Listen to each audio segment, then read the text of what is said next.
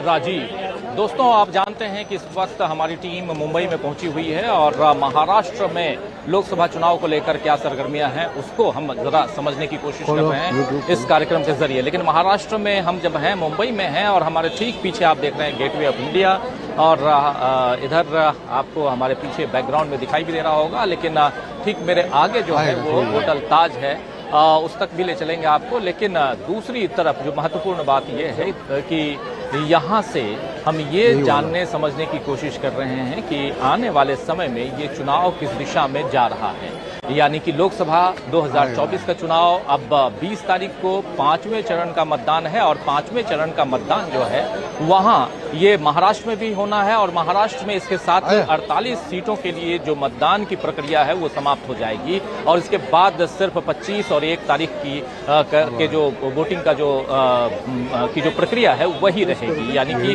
Voting polling के लिए 20, 25 और 1 तारीख और इसके बाद 4 तारीख का इंतजार। लेकिन उससे पहले उधर अमेठी और रायबरेली में भी आज गहमा गहमी का आलम था और अमेठी रायबरेली के इस गहमा गहमी के आलम में आप जानते हैं कि आज पूरा का पूरा जो इंडिया ब्लॉक का जो कुनबा था वहाँ मौजूद था और पहली बार पिछले 5 साल में सोनिया गांधी आज रायबरेली और अमेठी पहुंची थी। तो रायबरेली और अमेठी में उधर सोनिया गांधी पहुंची, प्रियंका गांधी लगातार अमेठी रायबरेली में मेहनत कर ही रही हैं और दूसरी तरफ राहुल गांधी भी आज थे और राहुल गांधी और इन सब के बीच कहीं ना कहीं एक इम्पोर्टेंट बात जो ये है कि यहाँ पर एक और इम्पोर्टेंट पहलू ये कि महाराष्ट्र है, इधर महाराष्ट्र में आज अभी जब ये कार्यक्रम हम कर रहे हैं तो 2 रैलियां हो रही हैं। एक प्रधानमंत्री नरेंद्र मोदी और दूसरी जो रैली हो रही है वो हो रही है इंडिया ब्लॉक की, इंडिया गठबंधन की। इंडिया गठबंधन में तमाम नेता मौजूद हैं और केजरीवाल हैं, फिर मल्लिकार्जुन खड़गे हैं और ये तमाम और यहाँ महाराष्ट्र के तमाम नेता यहाँ पर मौजूद हैं।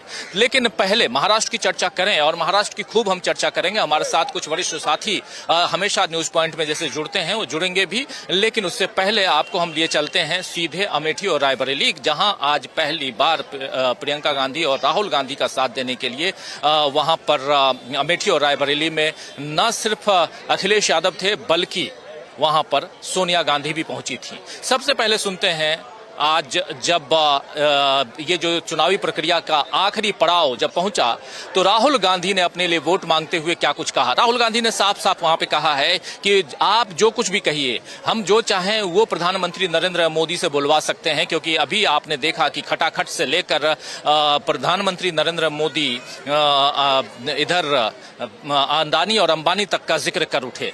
तो पहले सुन लेते हैं राहुल गांधी क्या कुछ कह रहे थे, उनको सुनते हैं। सोनिया गांधी को भी सुनेंगे और सुनेंगे हम अखिलेश यादव को भी, तमाम लोगों को सुनेंगे, उनकी बातें उनके विचार भी सुनेंगे और यहां से ये चुनाव कैसे पलटता हुआ दिखाई दे रहा है वो भी जानेंगे। लेकिन पहले सुनते हैं राहुल गांधी क्या कुछ कह रहे हैं, सुनिए।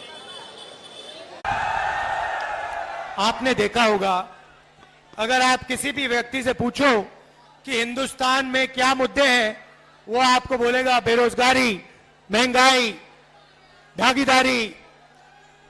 मगर अगर आप मीडिया से पूछो हिंदुस्तान में कौन से मुद्दे हैं तो कहेंगे देखो देखो अंबानी जी की शादी हो रही है, देखो देखो नरेंद्र मोदी ने क्या बोला, कोविड के समय बोला थाली बजाओ, देखो देखो क्या कमाल की बात बोली। कोविड आता है, गंगा में लाशों के ढेर लग जाते हैं, प्रधानमंत्री कहते हैं भाई और बहनों मोबाइल फोन की लाइट जलाओ, थाली बजाओ, और मीडिया के मित्र कहते हैं वाह वाह वाह वाह वाह वाह वाह, क्या बात बोली प्रधानमंत्री ने, क्या बात बोली। मगर अब काफी मजा आ रहा है क्योंकि जो भी मैं चाहता हूं मैं प्रधानमंत्री के मुंह से बुलवा सकता हूं। मैंने कहा नरेंद्र मोदी जी, आप अदानी अंबानी का नाम कभी नहीं लेते हो। 2 दिन बाद नरेंद्र मोदी जी कहते हैं अदानी अंबानी।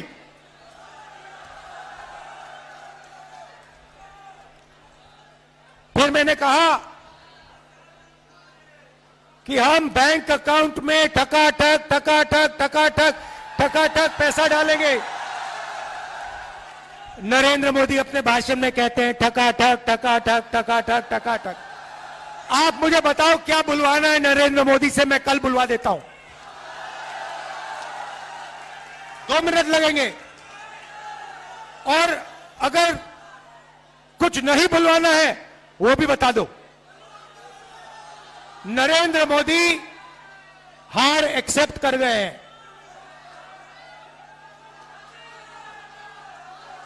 जैसे कहते हैं ना गुड बाय, बस हो गई गुड बाय नरेंद्र मोदी जी की। मैं आपको लिख के दे रहा हूं, 4 जून नरेंद्र मोदी हिंदुस्तान के प्रधानमंत्री नहीं रहेंगे।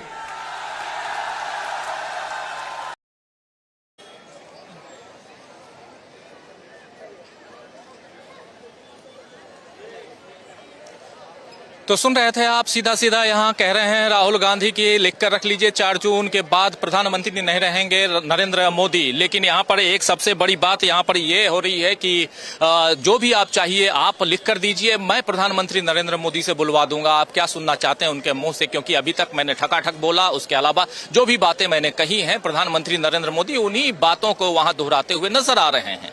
इसका मतलब सीधा सीधा यहाँ चैलेंज राहुल गांधी की तरफ से। लेकिन इसी सभा में दूसरी तरफ अखिलेश यादव भी मौजूद थे और अखिलेश यादव ने साफ साफ कहा कि एक बड़े अंतर से यहां पर जीतने जा रहे हैं राहुल गांधी। बात रायबरेली में हो रही थी और वहां रायबरेली में मौजूद थे अखिलेश यादव भी, तो कह रहे हैं कि बड़े अंतर से जीतने जा रहे हैं राहुल गांधी। अखिलेश यादव को भी सुन लेते हैं।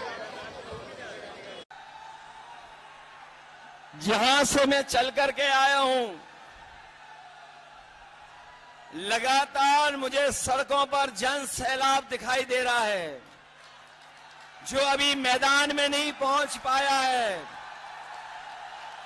इस मैदान में जहां पंडाल है, पंडाल के बीच मुझे लोग दिखाई दे रहे हैं। दाईं तरफ जहां कहीं छाया नहीं है, अपना गमछा सर पे रख करके, और दूर बाईं तरफ ये जो जन सैलाब दिखाई दे रहा है, ये आज फैसला कर रहा है कि राहुल गांधी जी न केवल जीतेंगे बल्कि देश की रिकॉर्ड जीतों में ये रायबरेली शामिल होने जा रहा है। और ये जन सैलाब बता रहा है, ये जन सैलाब ने रायबरेली की राय तय कर दी है। रायबरेली की यही राय है, भाजपा यहां से जाए। सीधा यहां पर तो सुन रहे थे आप, यहाँ सीधा सीधा अखिलेश यादव कह रहे हैं कि रायबरेली की जनता जो है अब राहुल गांधी को एक बड़े अंतर से जिताने जा रही है। और अखिलेश यादव भी दम भरते हुए राहुल गांधी के लिए वोट मांगते हुए नजर आए। एक अलग तरह का ये चुनाव नजर आ रहा है दोस्तों। यहाँ पर इंडिया गठबंधन के नेता भी आपने देखा, केजरीवाल भी दिल्ली में कांग्रेस पार्टी के लिए वोट मांगते हुए नजर आए थे।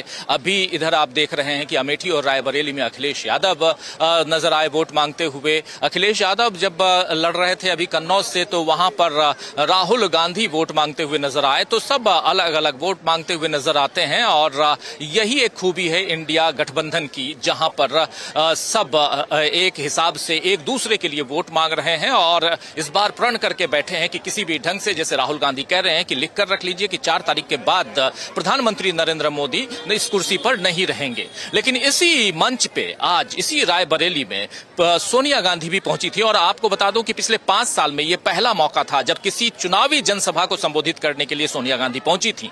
राहुल गांधी भाषण दे रहे थे और उसी बीच सोनिया गांधी आई और सोनिया गांधी ने 5 मिनट में एक बहुत ही मार्मिक भाषण देकर सबको कहीं न कहीं कुछ लोगों की आंखों में आंसू आ गए, तो कुछ लोग बहुत ज्यादा भावुक नजर आए। लेकिन सोनिया गांधी ने वहां क्या कुछ कहा है, एक छोटा सा, 5 मिनट नहीं सुनाऊंगा, एक छोटी सी बानगी, एक छोटा सा अंश आपके सामने रख रहा हूं। सुनिए सोनिया गांधी क्या कुछ कह रही हैं रायबरेली को लेकर, क्या कुछ कह रही हैं राहुल गांधी को लेकर, सुनिए। मैं आपको अपना बेटा सौंप रही हूँ।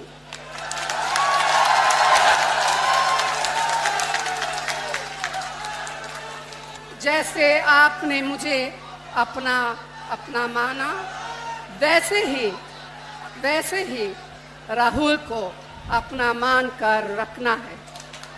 ये राहुल आपको निराश नहीं करेंगे। 30 साल तक एक सांसद के रूप में आपने मुझे सेवा करने का अवसर दिया। ये मेरे जीवन की सबसे बड़ी पूंजी है। रायबरेली मेरा परिवार है, वैसे अमेठी भी मेरा घर है। पिछले 100 साल से हमारे परिवार की जड़ इस मिट्टी से जुड़ी हुई है। गंगा माँ की तरह पवित्र यह रिश्ता। मैंने राहुल और प्रियंका को वही शिक्षा दी जो इंदिरा जी ने और रायबरेली की जनता ने मुझे दी। सबका आदर करो, कमजोर की रक्षा करो, अन्याय के खिलाफ जनता के अधिकार के लिए जिससे भी लड़ना पड़े लड़ जाओ। डरना मत, क्योंकि संघर्ष की तुम्हारी जड़ें और परंपराएं बहुत मजबूत है।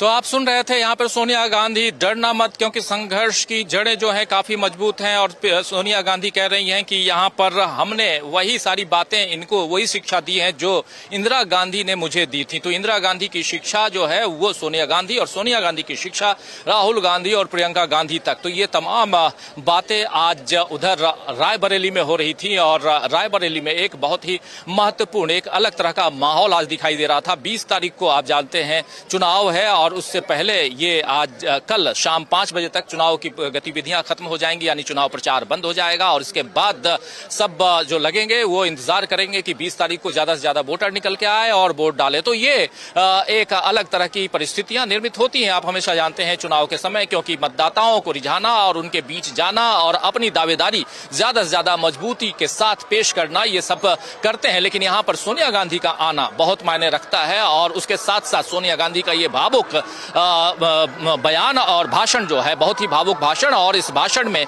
कहीं ना कहीं सोनिया गांधी ये बताने की कोशिश करती रही कि 100 साल का जो रायबरेली के साथ रिश्ता है वो रिश्ता क्या कहलाता है और हमने क्या कुछ दिया है। तो दोस्तों, ये हम इस वक्त चर्चा कर रहे हैं सीधे मुंबई से, मुंबई के गेटवे ऑफ इंडिया पीछे आप देख रहे हैं, और मेरे ठीक सामने ताज होटल है। ऐतिहासिक ये ताज होटल भी है और ऐतिहासिक गेटवे ऑफ इंडिया भी है।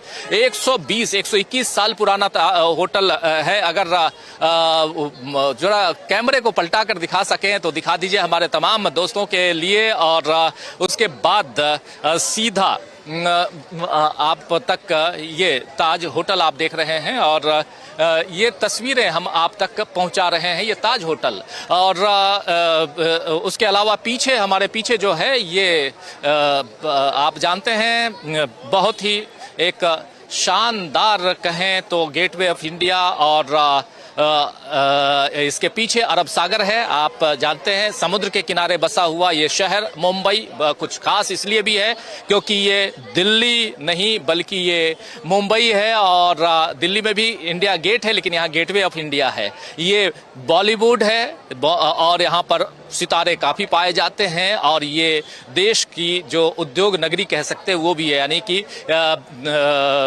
एक आर्थिक राजधानी भी इसे कहा जाता है। ये सब कुछ है। यहाँ पर महाराष्ट्र हम क्यों आए हैं और महाराष्ट्र से हम क्या जानना समझना चाहते हैं, ये बहुत महत्वपूर्ण है। हमारे साथ चलिए इस कार्यक्रम को अब आगे बढ़ाते हैं। हमारे साथ यहाँ मुंबई में हमारे साथी मौजूद हैं प्रशांत टंडन जी। प्रशांत जी, आपका स्वागत करता हूँ। जी राजीव जी, इस ऐतिहासिक ज़मीन पर हम खड़े हैं, और ये ऐतिहासिक ज़मीन भी जो इतिहास रचने जा रहा है 4 जून को, उसकी ये साक्षी होगी। जी बिल्कुल। तो ये इतिहास रचने जा रहा है, ये ऐतिहासिक जमीन जहां पर से हम चर्चा कर रहे हैं, क्योंकि अगर उधर उत्तर प्रदेश की वानगी हम आपके सामने रख रहे थे, उत्तर प्रदेश में 80 सीटें हैं लोकसभा की, तो यहां महाराष्ट्र में 48 सीटें, 48 सीट्स, और ये दोनों मिलकर 128 सीटें बनती हैं। और यहां से कहीं ना कहीं दिल्ली की गद्दी पर, यानी दिल्ली की कुर्सी पर कौन विराजमान होगा, अगला प्रधानमंत्री कौन होगा, ये सब कुछ ये दोनों राज्य तो आधा बता ही देते हैं। इसलिए भी जरूरी, हमारे साथ कुछ और साथी जुड़े हुए हैं सीधे स्टूडियो से, उन तक भी आपको ले चलते हैं और उनसे भी आपका परिचय करवाते हैं। हमारे साथ देखिए इस वक्त जुड़े हुए हैं सुनील शुक्ला जी, हमारे साथ जुड़े हुए हैं अनिल सिन्हा जी, हमारे साथ जुड़े हुए हैं, हमारे साथ धनंजय कुमार जी जुड़े हुए हैं। धनंजय कुमार जी के शहर में मैं हूं। धनंजय जी आपका स्वागत करता हूं, सुनील जी आपका स्वागत करता हूं, अनिल सिन्हा जी आपका स्वागत करता हूं, और हमारे साथी अमलेंदु उपाध्याय जी जुड़े हुए हैं हमारे साथ। अमलेंदु जी आपका भी स्वागत है। और इधर स्वागत इस्तकबाल हम कर रहे हैं हमारे साथी प्रशांत टंडन जी का, और तमाम दोस्त साथी शुभचिंतक जो अब तक जुड़ चुके हैं, जो जुड़ने वाले हैं इस कार्यक्रम में, और मुंबई के हमारे तमाम दर्शक, महाराष्ट्र के हमारे दर्शक साथी, उनको एक बार फिर से तहे दिल से आप सबको भी शुक्रिया अदा करता हूं कि आपकी धरती पे हैं, और हमेशा जैसे प्यार मिलता है वैसे ही प्यार यहाँ भी मिल रहा है आप सबका। और सबसे महत्वपूर्ण बात दोस्तों, यहाँ पर एक जो इम्पोर्टेंट पहलू जो है वो ये है कि कहीं ना कहीं महाराष्ट्र इसलिए भी इंपॉर्टेंट हो जाता है क्योंकि 48 सीटें हैं। चलिए जरा जल्दी से जल्दी आना चाहता हूं, पहले मैं आना चाहता हूं हमारे साथी प्रशांत टंडन जी के पास ही। प्रशांत जी जरा एक छोटा सा महाराष्ट्र में क्या कुछ, उधर भी चलें हम, रायबरेली तो आपका घर है, रायबरेली भी चलेंगे, लेकिन उससे पहले थोड़ा महाराष्ट्र कैसे देखते हैं। 41 सीटें पिछली बार आई थी जी राजीव जी, 48 में 41 सीटें और 2019 में वो सीटें, और जहां हम खड़े हैं कह सकते हैं कि उसका भी कुछ असर था।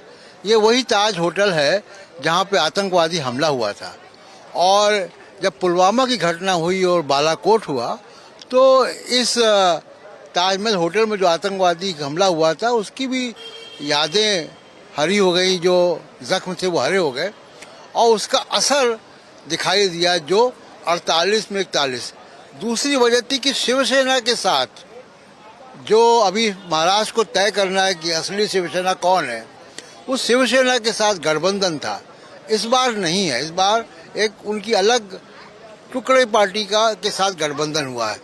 महाराष्ट्र भी देखिए 4 तारीख को दिल्ली में जो कुछ भी होगा उसमें महाराष्ट्र एक बड़ा रोल प्ले करने जा रहा है। बहुत बड़ी बात आप कह रहे हैं कि महाराष्ट्र एक बड़ा रोल प्ले करने जा रहा है, और आज ही सुबह हम लोग पहुंचे हैं, और इसके बाद आप सुबह से लेकर शाम तक घूमते घूमते इतना तो आप पता कर लिए हैं कि महाराष्ट्र का रोल बहुत बड़ा होने जा रहा है 4 तारीख को। जी, और महाराष्ट्र जो है वो 3 चीजें तो तय करेगा 4 तारीख को। एक, लोकसभा से यहाँ कितने लोग जाएंगे, वो अगली सरकार कैसे बनाएंगे, किसकी सरकार बनेगी, इसमें महाराष्ट्र से कितने लोग जाते हैं वो तय होगा। दूसरा ये भी तय होगा कि 4 तारीख को मुंबई में, महाराष्ट्र की राजधानी में क्या होगा, क्योंकि वॉशिंग मशीन से ये सरकार बनी है, और उस वॉशिंग मशीन का जो स्विच है वो दिल्ली में है। दिल्ली में सरकार अगर बदलती है तो वॉशिंग मशीन रुक जाएगी, और वो वॉशिंग मशीन रुकेगी तो प्रधानमंत्री का शपथ ग्रहण बाद में होगा, यहाँ एक और शपथ ग्रहण हो सकता है। यहाँ के मुख्यमंत्री का शपथ ग्रहण कुछ और हो सकता है, यानी कि यहाँ की सरकार बदल सकती है आप कह रहे हैं। जरा चलते हैं, सीधा आना चाहता हूँ सुनील शुक्ला जी के पास में। सुनील जी आपसे जरा समझो, इधर हम महाराष्ट्र की चर्चा खूब करेंगे, हमारे साथ धनंजय जी भी जुड़े हुए हैं, उनसे भी चर्चा हम करेंगे, लेकिन सुनील जी जरा आपके पास आऊं और उधर आपको ले चलना चाहता हूं मैं अमेठी और रायबरेली। आज अमेठी और रायबरेली में जो कुछ हुआ है उसको लेकर आपका क्या कहना है, और पहली बार इस 5 साल में पहली बार हम सोनिया गांधी को भी देख रहे थे, और क्या अमेठी और रायबरेली पैक हो चुका है, और यहाँ से क्या एक मैसेज जा चुका है कहें तो उत्तर प्रदेश में, और बाकी जो बचे हुए 3 फेजेज हैं उन फेजेज में क्या कुछ होने जा रहा है, इसका असर क्या 25 तारीख और 1 तारीख को होने वाले चुनाव पर भी पड़ने जा रहा है। सुनील जी। धन्यवाद राजीव जी। रायबरेली, अमेठी में और 5वें चरण में जो 14 सीटों पर चुनाव होने जा रहा है, इसका राजनीतिक संदेश आपको 2022 के विधानसभा चुनाव से ही मिलने लगा।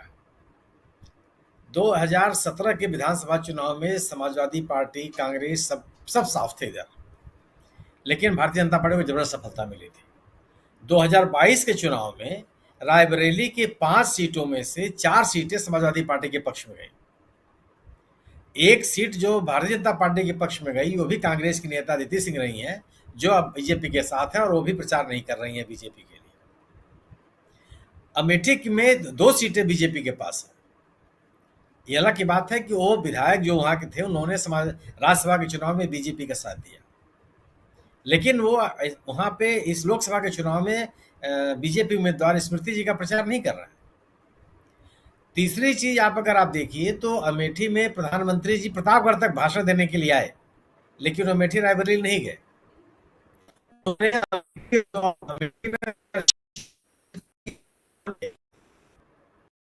दोनों चुनाव में किया था, इस बार नहीं है।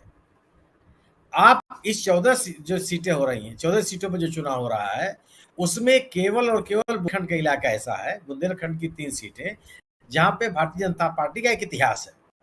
झांसी है, जालौन है और बांदा हमीरपुर।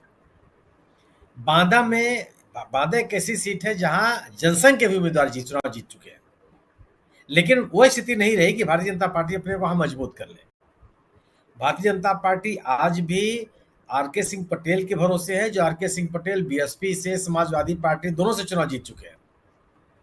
मतलब वह भारतीय जनता पार्टी के कोर वोटर नहीं रहे हैं, कोर नेता नहीं रहे। भारतीय जनता पार्टी की क्या स्थिति है आप अंदाजा लगा सकते हैं। उसी पटेल साहब को फिर उन्होंने उतारा। झांसी में निश्चित रूप से भारतीय जनता पार्टी की स्थिति मजबूत कही जा सकती है, वो भी विधानसभा के चुनाव के आधार पर। इस समय माहौल बदला हुआ है। उस समय 5 की 5 सीटें बीजेपी ने जीत लिया था विधानसभा के चुनाव में। इस बार की वो स्थिति नहीं है। इस समय जो 2024 का चुनाव चल रहा है उसमें कांग्रेस और समाजवादी पार्टी का गठबंधन, गैर भाजपा मतदाताओं का कंसोलिडेशन और भारतीय जनता पार्टी के खिलाफ लोगों के जीवन से जुड़े हुए प्रमुख सवाल, ये महत्वपूर्ण हो गए। और जो भारतीय जनता पार्टी ने बुंदेलखंड में जो बातें कही थी, जो आश्वासन दिए थे, उसमें सबसे बड़ा आश्वासन था कि मार्च में आप चुनाव खत्म होने के बाद मार्च से ही आवारा पशुओं की समस्या का समाधान हो जाएगा। कोई कार्रवाई नहीं हुई। पेयजल की समस्या विकट है उस इलाके में, कोई कार्रवाई नहीं हुई। ये कहा गया था कि डिफेंस कॉरिडोर बनेगा, क्या उसकी प्रगति है सबके सामने है।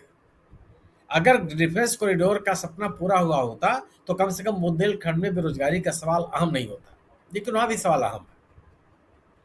लेकिन भारतीय जनता पार्टी को रूबरू खड़ी है समाजवादी पार्टी और कांग्रेस का गठबंधन। और जो रैली अभी किया था राहुल गांधी और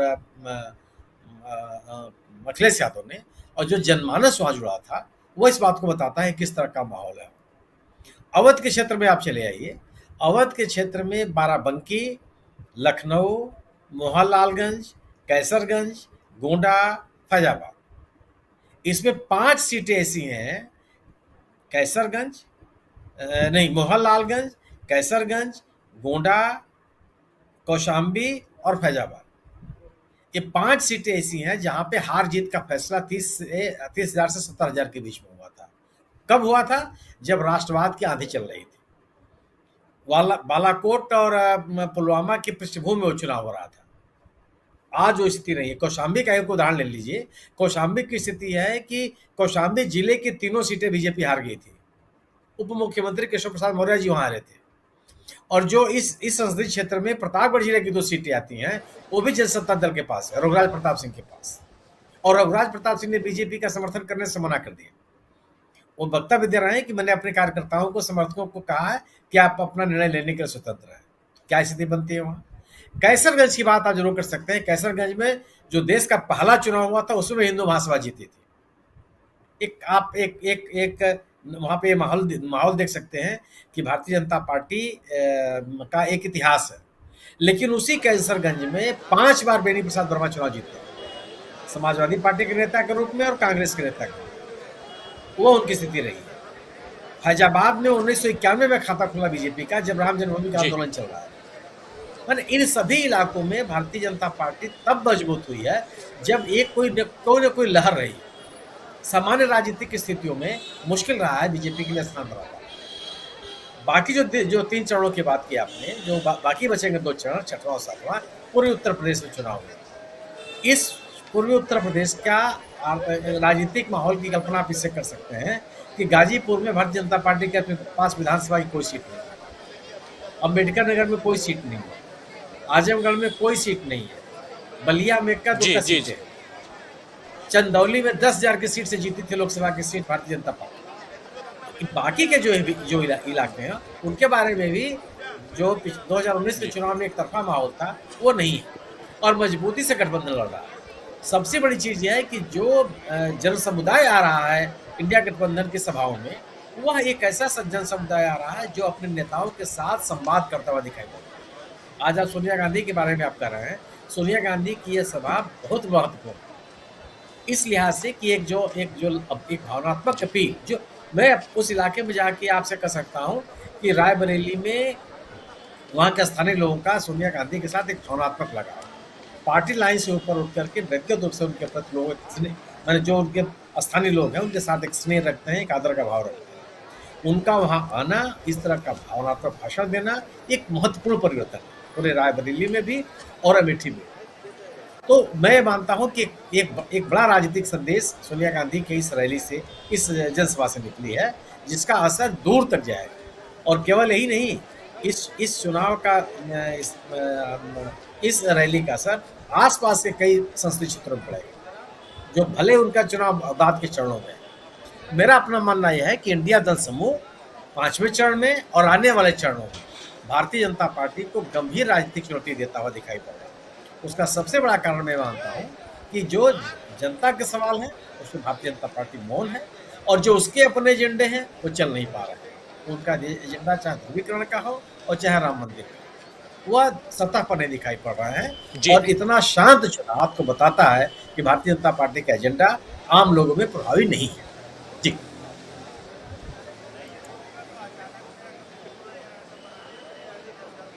बिल्कुल बिल्कुल आप सही कह रहे हैं सुनील शुक्ला जी। और कैसे एक तरफ हम देख रहे हैं कि चाहे अमेठी हो या रायबरेली हो, और वहां पर जिस ताकत के साथ कांग्रेस पार्टी लड़ती हुई नजर आ रही है। और हम लोग शुरुआत में चर्चा कर रहे थे क्योंकि आपने देखा था, हम सब ने देखा कि कैसे बिल्कुल आखिरी दिन, आखिरी पल कांग्रेस ने अपने प्रत्याशियों का पत्ता खोला था रायबरेली के लिए और अमेठी के लिए। और उसके बाद अब खासकर अमेठी के चुनाव का, अमेठी के रण को इस जगह तक पहुंचा देना जहां से स्मृति ईरानी के लिए एक मुश्किल जो है वो खड़ी होती हुई दिखाई दे रही है, क्योंकि जितने भी वहां से रिपोर्ट आ रहे हैं वो स्मृति ईरानी के लिए अच्छे रिपोर्ट नहीं है। लेकिन इधर वो उत्तर प्रदेश जहां 80 सीटें हैं, 80 सीटों में पिछली बार 62 सीटें जीतकर नंबर 1 पोजीशन पर रही थी बीजेपी, और उसके सहयोगी दल 2 सीटें जीतकर आए थे। तो इस प्रकार 64 सीटें थी बीजेपी के पास में, जबकि आप याद कीजिए कि 2014 के चुनाव में 73 सीटें अकेले अपने दम पर, बाद में 72 सीटें लेकर आई थी बीजेपी, और 74 सीटें थी इनके पास। 80 में से 74 सीटें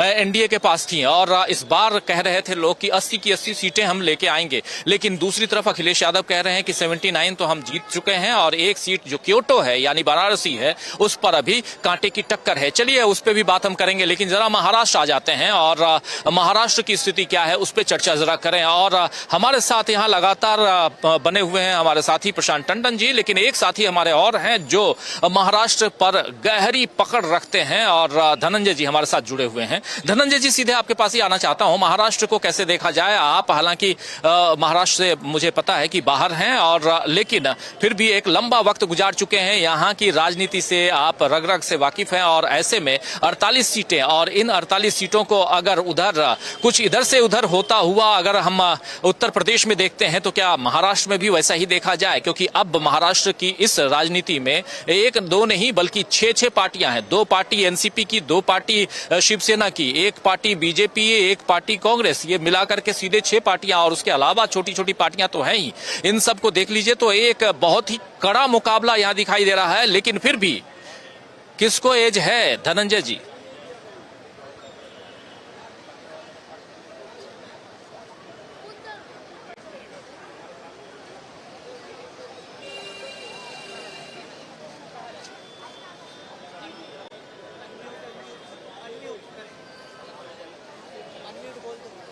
अनम्यूट कीजिए जरा धनंजय जी, प्लीज अनम्यूट कीजिए। तो मेरी आवाज आ रही है? तो क्षमा करेंगे। महाराष्ट्र की मैं बोलूंगा राजनीति जो है उत्तर प्रदेश से ज्यादा आ रही है, टफ है बिल्कुल। बीजेपी। उत्तर प्रदेश से टफ इसलिए है कि महाराष्ट्र को जीतने के लिए बीजेपी ने कितने प्रयास किए, कितनी तिकड़म की, कितनी बदनामियां ली, वो सब आप लोगों के सामने हम लोग बहुत बार जिक्र कर चुके हैं कि शिवसेना को तोड़ा, शरद पवार जी को तोड़ा। और शिवसेना को तोड़ने का मतलब होता है अपने पुराने साथी को, जिस साथी के कंधे पे चढ़ करके आप महाराष्ट्र में भगवा फहराने का स्वप्न देखा था। और पहली बार जो है यहाँ सरकार बनी थी 1990 के, शिवसेना की जब सरकार बनी थी तो बीजेपी दूसरा भाई था, भाई।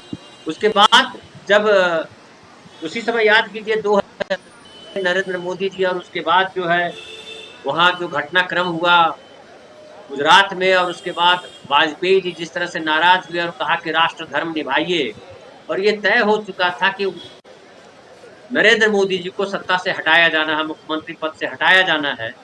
वैसी स्थिति में बाला साहब ठाकरे यानी मुंबई आए थे अडवाणी जी, और उन्होंने कहा था कि आप ही वाजपेयी जी को समझा सकते हो क्योंकि नरेंद्र मोदी को रहना चाहिए। और तब बाला साहब ठाकरे ने नरेंद्र मोदी के लिए बैटिंग की थी और कहा था, और वाजपेयी जी ने उनकी बात टाली नहीं थी। और जो बाला साहब ने कही थी एक बात, वो कहा था कि नरेंद्र जो है वो कट्टर हिंदू है, उसको बोलते थे कड़वा हिंदू है। तो वो जो बचाया, और उसी नरेंद्र मोदी जी ने बाला साहब ठाकरे ने एक और जो है, जिससे आज सोनिया गांधी ने एक भावुक अपील की रायबरेली में और कहा कि मैं अपना बेटा सौंप नहीं हूँ, वैसे ही बाला साहब ने कभी दुर्गा पूजा की रैली में कहा था मुंबई में शिवाजी पार्क में कि मैं अपना बेटा, अपना उद्धव आपको सौंप रहा हूँ। तो भावुक अपील, और नरेंद्र मोदी ने उसी उद्धव ठाकरे के साथ क्या नहीं किया। वो तो उद्धव ठाकरे का अपना, उनकी अपनी कर्मठता है, उनकी अपनी योग्यता है कि पार्टी को टूटने के बाद भी बिखरने नहीं दिया, पार्टी को मजबूत बना के रखा। और जो महाविकास अघाड़ी बनी उसमें आज जो है बड़े भाई के तौर पर उद्धव ठाकरे की पार्टी है, उद्धव गुट है।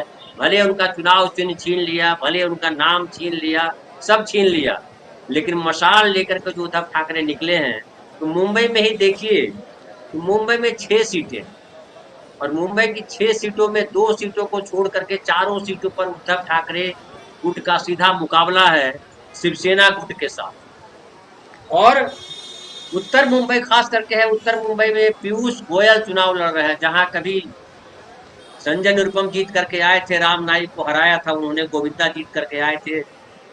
तो उसके बाद अभी जो है पीयूष गोयल लड़ रहे हैं। उसके बाद फिर देखिए उज्जवल निकम एक सीट से लड़ रहे हैं। फिर उज्जवल निकम जहां से लड़ रहे हैं, पूनम महाजन की सीट थी वो, पूनम महाजन जो प्रमोद महाजन की बेटी थी, उनसे वो सीट लेकर के उज्जवल निकम को दिया गया। और उज्जवल निकम एक चर्चित वकील रहे, और आपको याद होगा उन्होंने ही जिक्र किया था कि अजमल कसाब की जो है बिरयानी खिलाई जाती है, जो कि पूरी झूठ बात थी, उन्होंने इस बात का खंडन किया। तो महाराष्ट्र में जो अभी लड़ाई है बड़ा महत्वपूर्ण है, और मैं मानूंगा, मेरी तरफ से मुझे जो दिखाई पड़ता है कि इसमें महाविकास अघाड़ी को जबरदस्त एज है, मतलब कई जगह ऐसी है जहां बीजेपी मुकाबले में भी नहीं है। मुंबई में भी कुछ ऐसी सीटें हैं जहां मुकाबले में नहीं कहा जा सकता है। और पूरे महाराष्ट्र में जैसा कि कह चुके हैं शरद पवार भी कि कम से कम 35 से 36 सीटें महाविकास अघाड़ी जीतेगी। और मैं शुरू से कह रहा हूं कि इस बार चुनाव जो है मोदी वर्सेज आम आदमी हो गया है, आम नागरिक हो गए हैं। और जब से कांग्रेस ने जो न्याय पत्र की बात कही है, और जिस तरह से उद्धव ठाकरे खड़े हैं कांग्रेस के साथ बड़ी मजबूती के साथ, और उद्धव ठाकरे का जो हिंदुत्व है वो बीजेपी के हिंदुत्व से अलग है। हम अक्सर इसका भी जिक्र करते हैं कि जो बीजेपी का हिंदुत्व है वो कहता है ब्राह्मणवादी बातें करता है, ब्राह्मणवाद है, लेकिन जो हिंदुत्व उद्धव ठाकरे का है वो बहुजनवादी, सबको समान लेकर के चलने की बात, जो संविधान की बात करने की बात है। तो संविधान को लेकर के चलने वाले जो लोग हैं वो आज एक गुट के साथ खड़े हैं। दूसरी तरफ जो अंबानी अडानी की बात करते हैं, ब्राह्मणवादी सामंतवादी जो शक्तियों की बात करते हैं, वो एक तरफ खड़े हैं। तो महाराष्ट्र जो है वो समझिए साहू महाराज सावित्रीबाई फुले, ज्योतिबा फुले, अम्बेडकर, इन लोगों की भूमि है, सामाजिक न्याय की भूमि है। और जब राहुल गांधी ने सामाजिक न्याय का नारा दिया तो महाराष्ट्र को बड़ा फबता है वो जी। नारा, कि महाराष्ट्र सामाजिक न्याय के मामले में सबसे आगे चला, आजादी के पहले भी था और आजादी के बाद भी। तो मुझे लगता है कि यहाँ पे इस बार बीजेपी को भयंकर नुकसान होना है, और इतना बड़ा नुकसान बीजेपी को मुझे लगता है पूरे देश में कहीं नहीं होगा जितना बड़ा नुकसान महाराष्ट्र में होने जा रहा है। कि 41 सीटें बीजेपी के पास थी, बीजेपी और शिवसेना मिला दीजिए तो 23 सीटों पर बीजेपी को सफलता मिली थी। लेकिन इस बार क्या 15 सीटें भी जीत पाएगी बीजेपी, ये सबसे बड़ा सवाल है।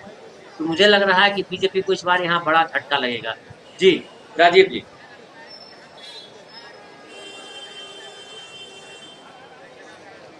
जी बिल्कुल बिल्कुल, जो बात आप कह रहे हैं बहुत महत्वपूर्ण है। और यहाँ पर इस बार क्या कुछ होने जा रहा है, क्या सिर्फ बीजेपी को ही यहाँ पर डेंट लगेगा, या एनसीपी और शिवसेना के साथ भी यहाँ बहुत कुछ होने जा रहा है, ये भी समझेंगे।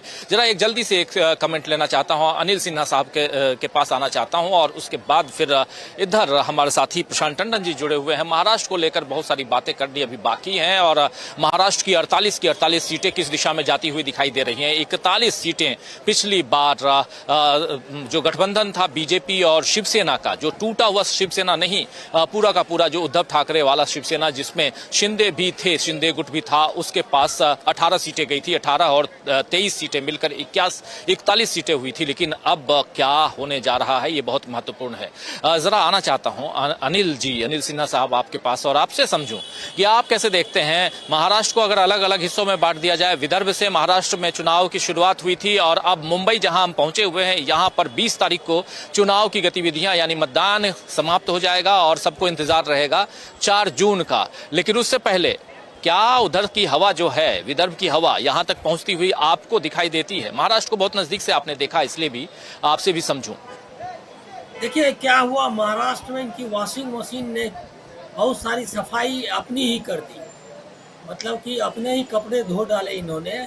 अब वो जो है उसका कैसे इस्तेमाल करें, वो चाहते थे ये कि जो बीजेपी के लोग हैं, बीजेपी में जो रेसिस्टेंस था, सबसे ज़्यादा रेसिस्टेंस यहीं से होने वाला था, उसको सफाई करना, मतलब गडकरी का आगे के लिए वो चाहते थे रास्ता ब्लॉक करना। इसीलिए उन सारे इक्वेशन उन्होंने बदल डाले, और उन्होंने अपनी पार्टी को, फडणवीस को उप मुख्यमंत्री बना दिया। फिर उसके बाद बाहर से ले आए एकनाथ शिंदे को, उसको महायुति जिसको आप कहते हैं उसका लीडर बना दिया। तो जो उनके पास जो एडवांटेज था, खुद का एडवांटेज जो पहले से ही था, उसको उन्होंने खुद ही नष्ट कर डाला। वो ऐसा नहीं था, अगर वो सरकार नहीं गिराते, अगर वो उनकी सरकार बनी रहने देते, तो एक एंटी इनकम्बेंसी झेलना पड़ता उनको, एनसीपी को और शिवसेना को, कांग्रेस, तीनों को। उन्होंने एक तो उनको एंटी इनकम्बेंसी से बाहर कर दिया, दूसरा है कि ऐसे इक्वेशंस बनाए जो इक्वेशंस नेचुरल नहीं थे। न अजीत पवार उनके साथ रहने वाले हैं परमानेंटली, न एकनाथ शिंदे रह सकते हैं, तो वो भी नहीं था कि कोई एक नेचुरल अलायंस हो।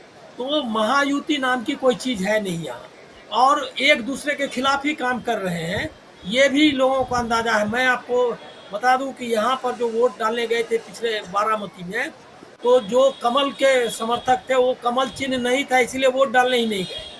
तो इनका आपस में कोऑर्डिनेशन नहीं हो पाया है। दूसरा है क्या कि जिस तरह की मतलब फेटिक, जिस तरह से ठग उबाऊ आ गए, उब गए हैं लोग नरेंद्र मोदी से, वोटिंग परसेंटेज महाराष्ट्र का कंसिस्टेंटली सबसे ज़्यादा कम रहा। तो वो भी ये दिखाता है कि एक विड्रॉल सिम्टम जो है यहाँ के लोगों में है, मतदाताओं में।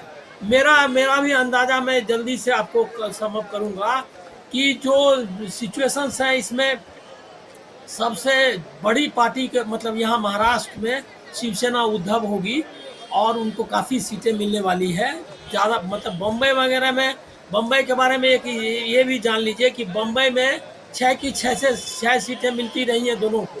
मतलब पहले भी 2009 में मेरे ख्याल में 6 सीटें थी कांग्रेस के ये कांग्रेस के पास, और गठबंधन जो है, और जो 6 सीटें इधर थी, क्या कहते हैं, 2014 में बीजेपी के पास। इसके पहले 5-1 था राम नाईक यहाँ लगातार चुने जाते थे, बाकी 5 सीटें कांग्रेस जीती थी। तो यहाँ पर उलट जाएगा पूरा जो 6 है, 6 में 6, और वहाँ जो ठाणे की 2 सीटें हैं, कल्याण और ठाणे, वो दोनों सीटें भी उनकी जाने वाली है, इसका पूरा अंदाजा है। तो समझ लीजिए कि 8 तो ये क्लियर कट विन दिख रहा है जो अभी के फेज में, और बाकी सब मिला के 30 से 35 वाला जो है मतलब दावा, उसमें मुझको सच्चाई दिखती है।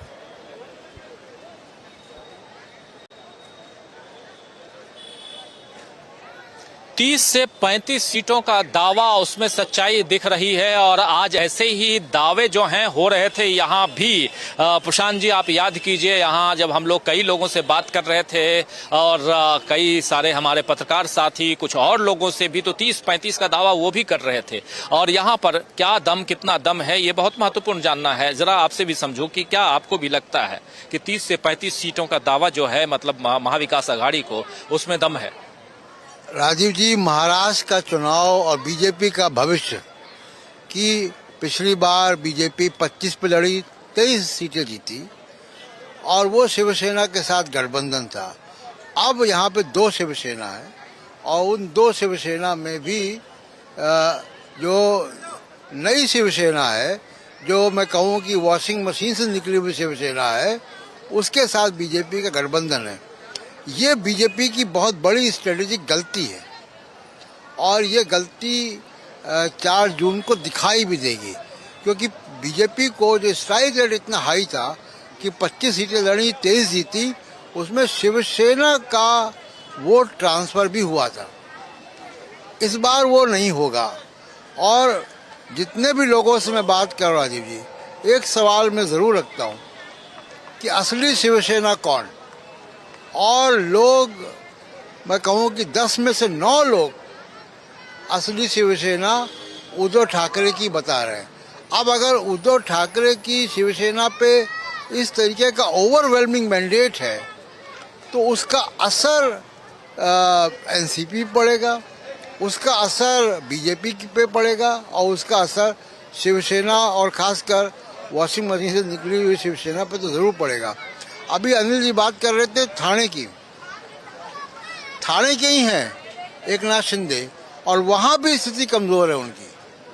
तो अगर अपने घर में स्थिति कमज़ोर है, मैंने उनके रोड शो देखे, उन रोड शो में भी कोई बहुत भीड़ नहीं थी, तो उससे भी लग रहा था कि ठाणे में अगर स्थिति कमज़ोर है तो बाकी महाराष्ट्र में क्या होगा।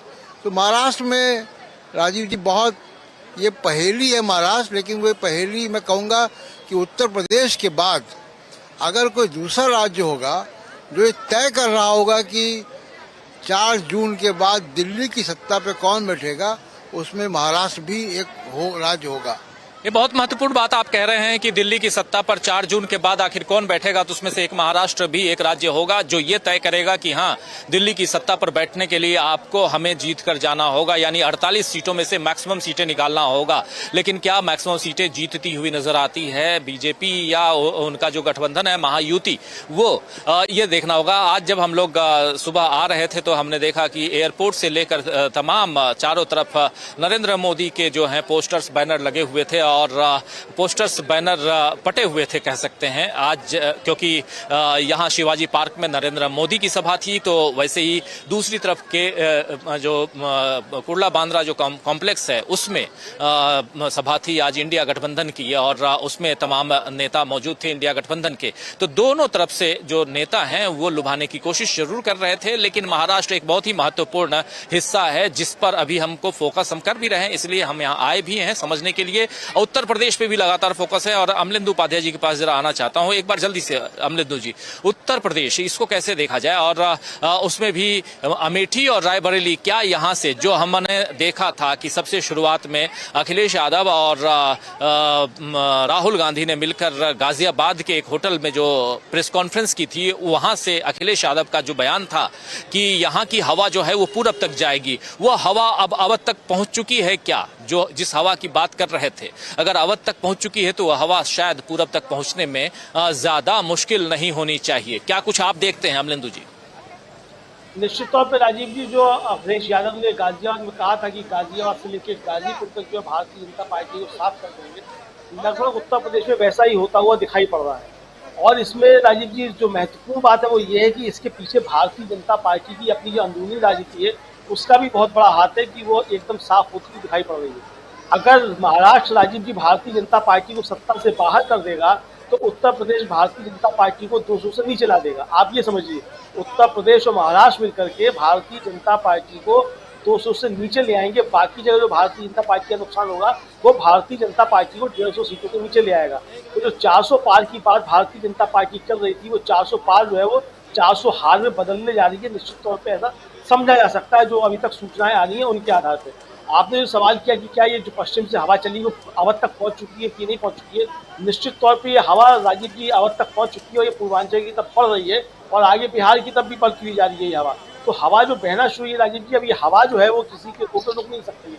आप लोगों की आवाज़ को कैद कर सकते हैं, लोगों के आप बोलने में पहरा लगा सकते हैं, लोगों के आवागमन पे पहरा लगा सकते हैं, लेकिन हवाओं को आप सरहदों में बांध नहीं सकते। तो कोई हवाओं पे पहरा नहीं लगाया जा सकता है। तो हवा जो बहना शुरू हुई है इस पर पहरा लगाना किसी के बस का अब नहीं है। अब तो राजीव जी मैं देख रहा था ये टीवी चैनल जो है आज वो कह रहा था कि राहुल गांधी रायबरेली से जो लड़ने के लिए गए हैं वो भारत का प्रधानमंत्री बनने की दावेदारी करने के लिए गए। यानी हम लोग राजीव जी हफ्ता भर पहले जो मैं बात कह रहा था कि रायबरेली अब मतलब जो देश के सेंटर में हमेशा रही है और राहुल गांधी का रायबरेली जाने का मकसद ही एक तरीके से ये है कि भारतीय जनता पार्टी को बताना कि राहुल गांधी दिल्ली पे कब्जा करने के लिए तैयार हो चुके हैं, रायबरेली पहुंचे। आज वही बात राजीव जी एक तरीके से वो एक टीवी चैनल जो था ये बात को कह रहा था। तो आप समझ सकते हैं कि हवा किस तरीके से बहना शुरू हुई है और जो भारतीय जनता पार्टी का समर्थक मीडिया है वो भी इस बात को स्वीकार रहा है कि हवा जबरदस्त तरीके से बदल चुकी है।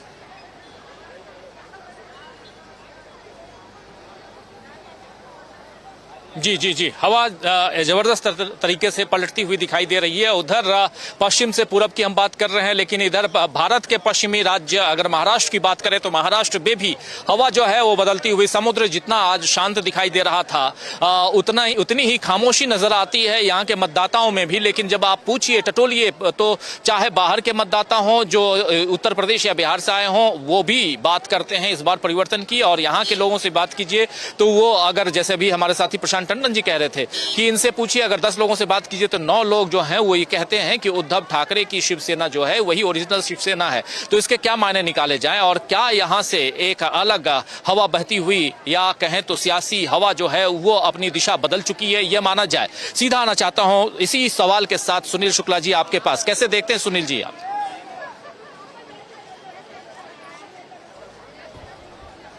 चाहे उत्तर प्रदेश हो, चाहे महाराष्ट्र हो, चाहे बिहार हो, चाहे पश्चिम बंगाल हो, जहाँ पे भारतीय जनता पार्टी का वो अपने गढ़ को बचाए रखने के जद्दोजहद, लेकिन वो दिखाई नहीं पड़ रही। उत्तर प्रदेश में जो गठबंधन है और गठबंधन के जो मुद्दे हैं, खासतौर से एक गंभीर मुद्दा है, संविधान खतरे में है, लोकतंत्र खतरे में है, आरक्षण खतरे में। जो एक दलित समुदाय का अच्छा खासा वोट भारतीय जनता पार्टी को मिला था 2019-2014 के चुनाव में, वह वोट बैंक पूरी तरह से खिसक गया बीजेपी, वह नहीं है। सिविल सोसाइटी के लोगों ने गंभीर रूप से वहाँ पे काम किया है। और अगर आप बाद के चुनाव को देखेंगे, जैसे आप बिहार को ही देखिए, बिहार में जो अभी 5 सीटों पर चुनाव होने जा रहा है सब के सब बीजेपी के पास थे, चाहे वो सारण हो, चाहे मुजफ्फरनगर हो, चाहे सीतामढ़ी हो, चाहे मधुबनी हो, चाहे हाजीपुर। लेकिन जब आप विधानसभा का चुनाव हुआ इन इलाकों में तो मुजफ्फरपुर में आधे से अधिक विधानसभा सीटों पर एनडीए को हरा दिया आरजेडी, सारण में हराया, हाजीपुर में हराया, जबकि 2019 के चुनाव में सभी सीटों पर, विधानसभा की सीटों पर बीजेपी या एनडीए का कब्जा था। लेकिन आज वो स्थिति नहीं रह गई है।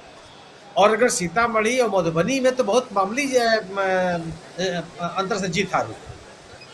आपके साथ ये स्थिति नहीं है कि आप जिसको चाहे उसको जिता लें। और एक अलग तरह का राजनीतिक माहौल है। भारतीय जनता पार्टी के खिलाफ जो महागठबंधन है वो मजबूती के साथ सामने आया है। आप पश्चिम बंगाल किसे देख लीजिए, आप चाहे हावड़ा हो, चाहे श्रीरामपुर हो, चाहे बनगांव हो, चाहे हुबली हो, किसी भी इलाके में आप केवल बनगांव को छोड़ दीजिए तो किसी इलाके में टीएमसी की ताकत नहीं बढ़ी। और कुछ सीटें तो ऐसी हैं जैसे श्रीरामपुर है, हावड़ा है, जी एक और सीट का नाम मैं बोल रहा हूँ, ये तो लगातार 2009 से टीएमसी कब्जे में, वहाँ क्या कर लेगी बीजेपी।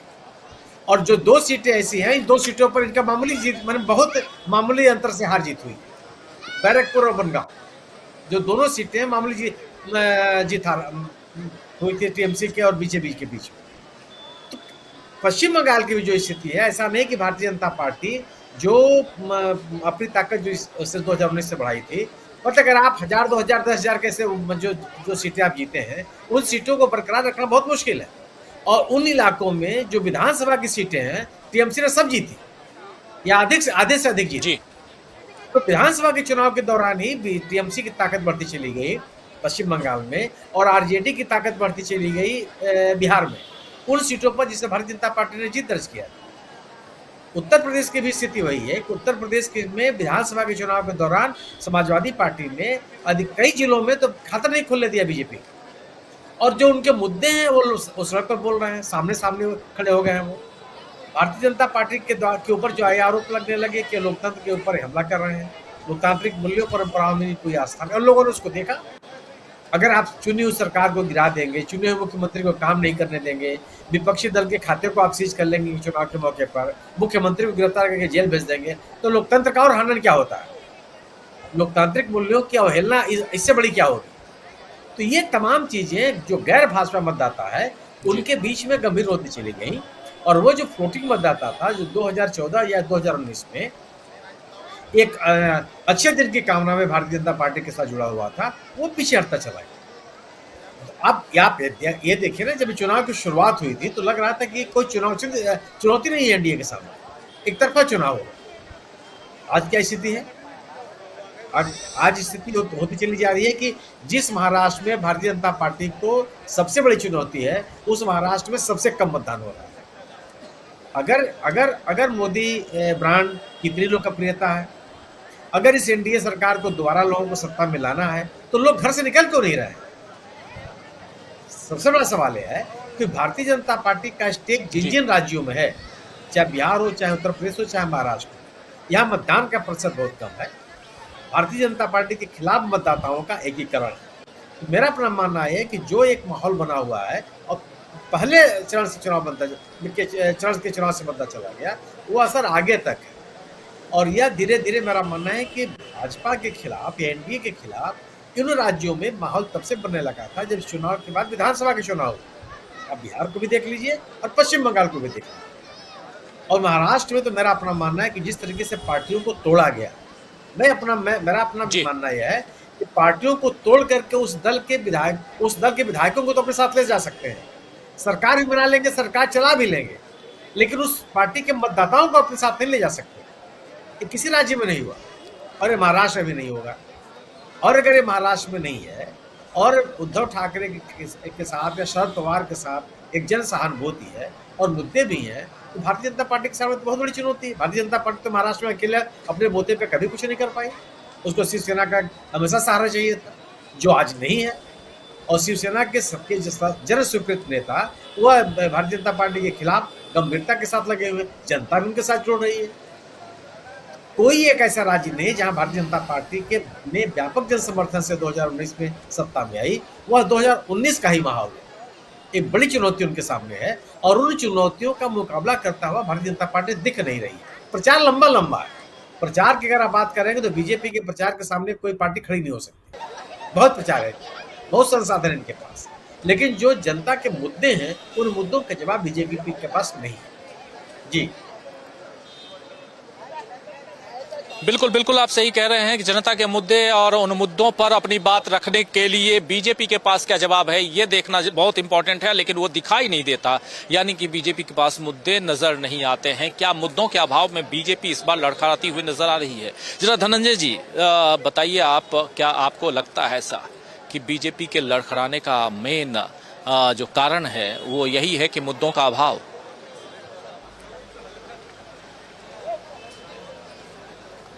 मुद्दों का अभाव तो है ही, क्योंकि मुद्दे पे ये रहे कब? ये मुद्दों की राजनीति कब की इन्होंने? इनकी राजनीति तो भावनात्मक राजनीति है, और उसी भावनात्मक राजनीति का असर है कि आज मैं पूरा कामित जी गिना रहे थे, हमने इतने खाने बना दिए, इतना घर बना दिया, इतना ये कर दिया, इतना वो कर दिया, कुछ 65 करोड़ लाभार्थी बना दिए, 60 करोड़ लाभार्थी बना दिए। लेकिन आप लाभार्थी बनाए तो उस पर क्यों नहीं बात कर रहे हैं? आप घूम फिर करके हिंदू मुसलमान पर चले जाते हैं। क्योंकि ये देश को उसी लेवल पे बनाना चाहते हैं।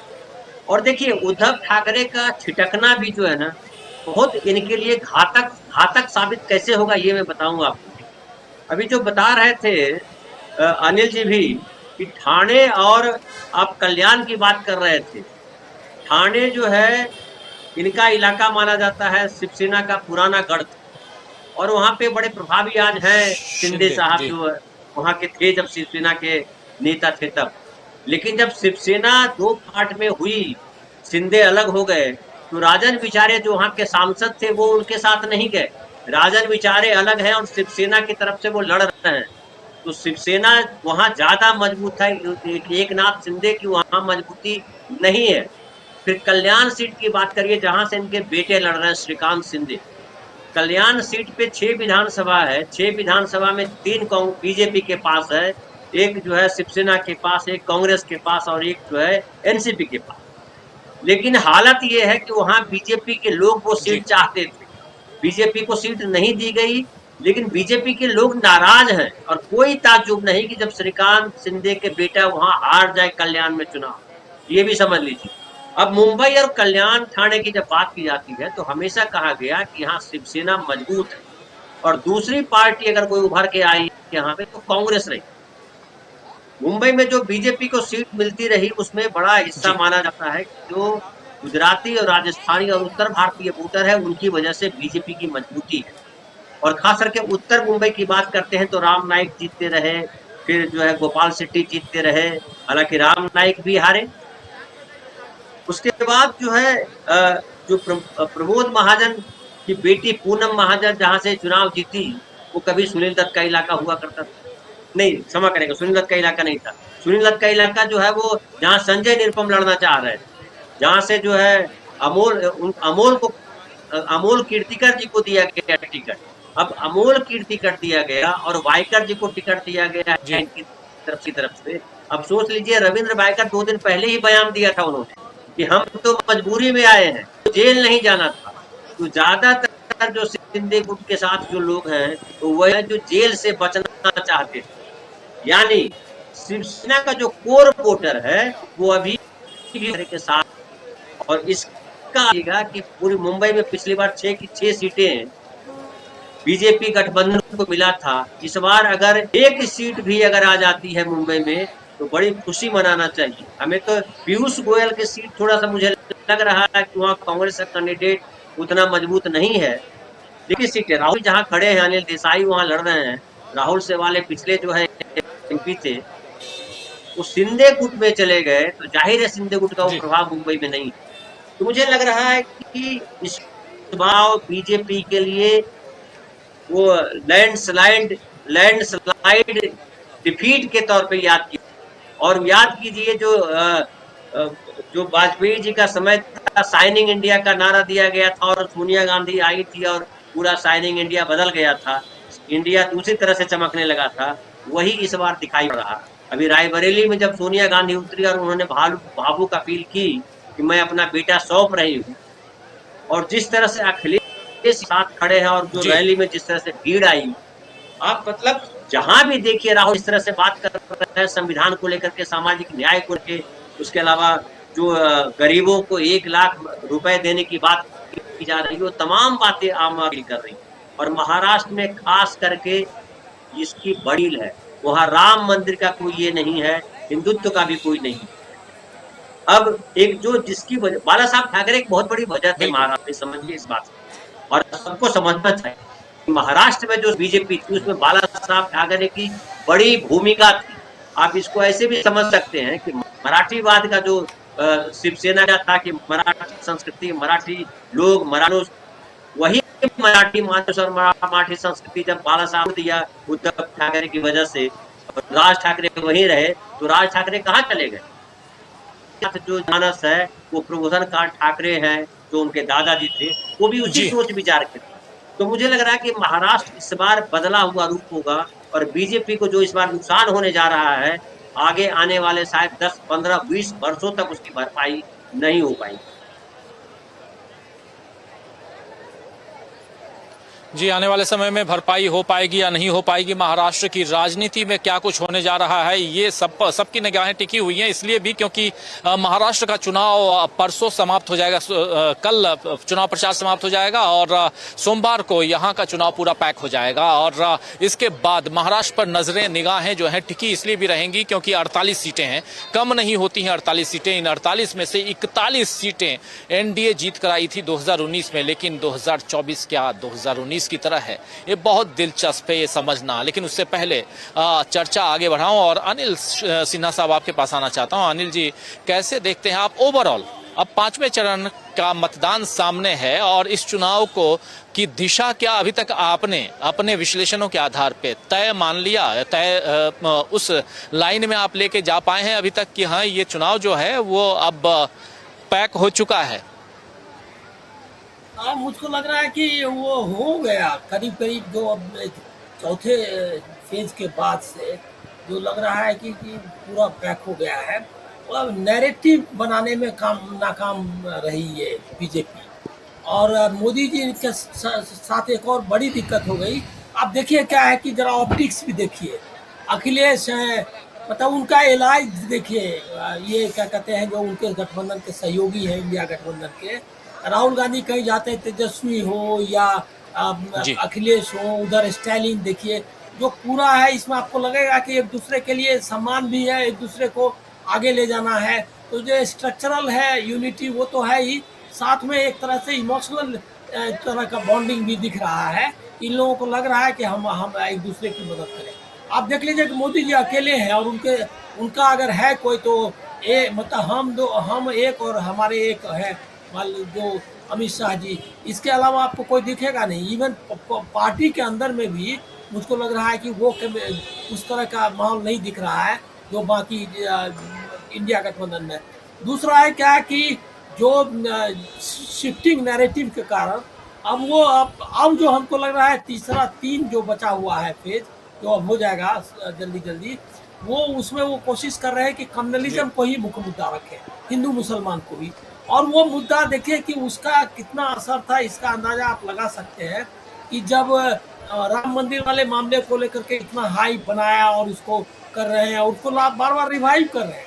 देखिए वो मुद्दा जो टेक ऑफ नहीं कर पाया उसको रिवाइव कर रहे हैं कि ताला लग जाएगा तो बुलडोजर हो जाएगा, फलक है, मतलब जितना संभव है उसको कोशिश कर रहे हैं कि वो आ जाए लोगों के जहन में, लेकिन उसका कुछ असर नहीं हो रहा।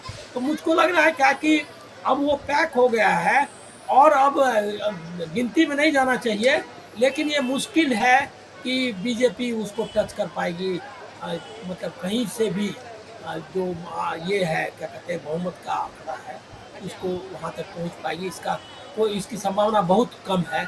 लेकिन इसमें मैं एक चीज़ जरूर रखता हूँ सबके सामने कि उनको आसान मत समझिए, झोला उन्होंने उसको टांग दिया है वहीं प्रधानमंत्री कार्यालय में, तो उसको वो छोड़ने के लिए मतलब उठाने के लिए तैयार नहीं है। वो आपको उतार के उनके हाथ में डालना होगा और इसके लिए उन्होंने पूरा बंदोबस्त भी किया है, जो गार्ड्स हैं लगा कर रखे हैं कि झोला जो है वो छू ना पाए जो उनको दे दे। तो इसीलिए वो इतना आसान नहीं होगा। हर तरह का आप देखेंगे जो भी है मतलब बेईमानी और जो है उसको करने से वो चूकेंगे नहीं, इसका ऑलवेज ख्याल रखना चाहिए। हम लोगों को भी लोगों को इसके लिए आगाह करना चाहिए कि अगर ऐसी स्थिति आती भी है तो वो जाने के लिए नहीं तैयार है, बहुमत नहीं मिलने पर भी, तो उनको अमेरिका वाली स्थिति पैदा करने ना दिया जाए उसको। ट्रंप जिस तरह से नहीं जाना चाहते थे